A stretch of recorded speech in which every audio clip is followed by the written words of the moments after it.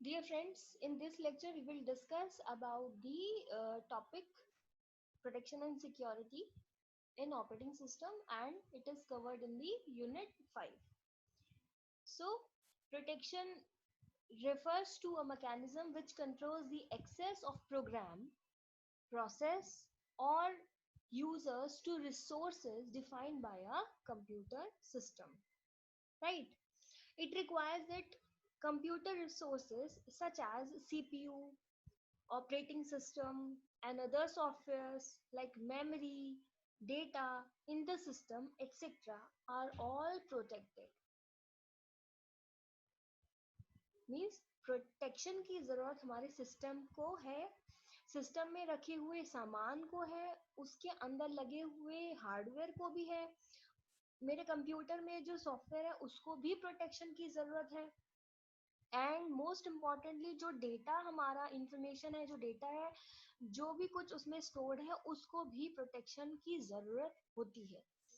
तो इसीलिए protection and security का कॉन्सेप्ट जो है आपका ऑपरेटिंग सिस्टम में कंसीडर किया जाता है। Security is the process of ensuring operating system integrity, confidentiality and availability, or we can say that security protects system against unauthorized access, virus, worms, etc. हम ये भी कह सकते हैं कि सिक्योरिटी क्या है, कि जो भी मेरे ऑपरेटिंग सिस्टम की इंटीग्रिटी है, कॉन्फिडेंशियलिटी है, उसको प्रोटेक्ट करना। और उसको किससे प्रोटेक्ट करना? अनऑथराइज एक्सेस से, जैसे कि और कई सारे तरीके के वायरसेस हो सकते हैं, ट्रोजन हो सकते हैं, वॉर्म्स हो सकते हैं, इन सबसे बचाना है हमें कंप्यूटर को। तो हमारे कंप्यूटर को और उसके अंदर जो सामान है उसको सिक्योरिटी और प्रोटेक्शन की जरूरत होती है। So next is the need of protection.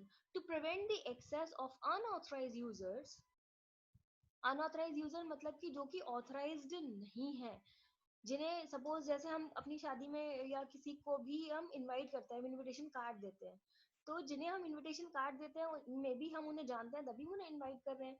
तो जिनको इनविटेशन कार्ड मिला है तो it means they are authentic.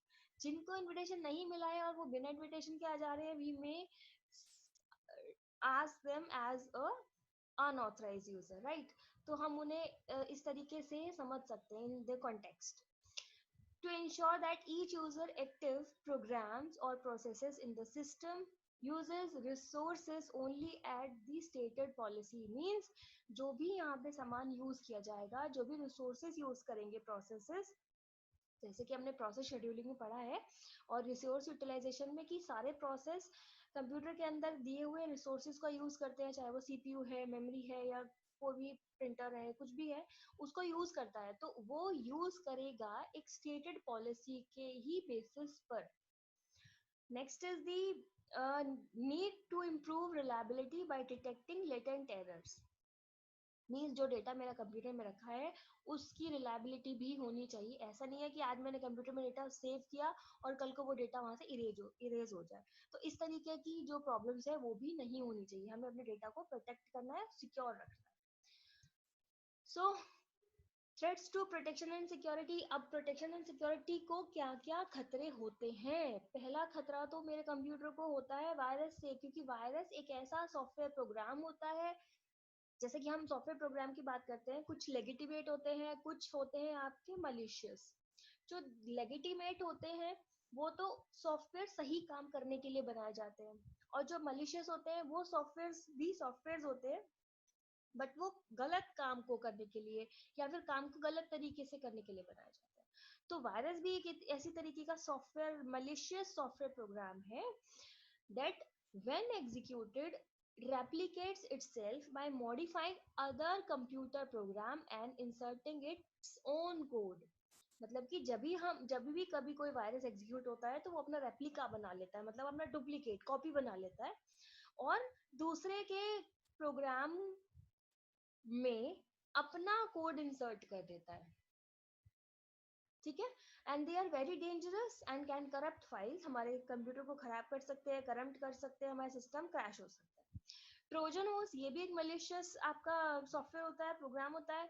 और ट्रोजन होस्ट can secretly access the login details of the system Then a malicious user can use these to enter the system as a harmless being and wreak havoc. Third is the trapdoors. A trapdoor is a security breach that may be present in a system without the knowledge of the user. Trapdoors मतलब कि आप जैसे कि किसी गलत door से आना, मतलब सिक्योरिटी ब्रीच, सिक्योरिटी को तोड़ते हुए अंदर आना. It can be exploited to harm the data or files in the system by malicious people. Worms. A worm can destroy a system by using its resources to extreme level. It can generate multiple copies which claims all the resources and don't allow any other process to access them. worm क्या काम करेगा? Suppose मेरे computer में 5 process अभी काम कर रहे हैं, तो वो 5 प्रोसेस ही तो मेरे कंप्यूटर के रिसोर्सेज को यूटिलाइज करेंगे. टेक्निकली तो ऐसा ही होता है, लेकिन अगर कोई वॉर्म मेरे सिस्टम में आ जाएगा तो मेरे सिस्टम में वो इस तरीके के प्रोग्राम्स बनाएगा कि वो वॉर्म के प्रोग्राम सारे सिस्टम के रिसोर्सेज को मैक्सिमम लेवल तक यूटिलाइज कर लेंगे और उस टाइम पर जो मेरे लेजिटिमेट प्रोसेसेस थे उनको वो रिसोर्सेज मिल नहीं पाएंगे.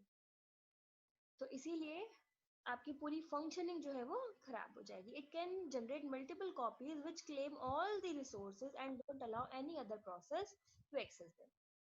Denial of service. These type of attacks do not allow the legitimate users to access a system.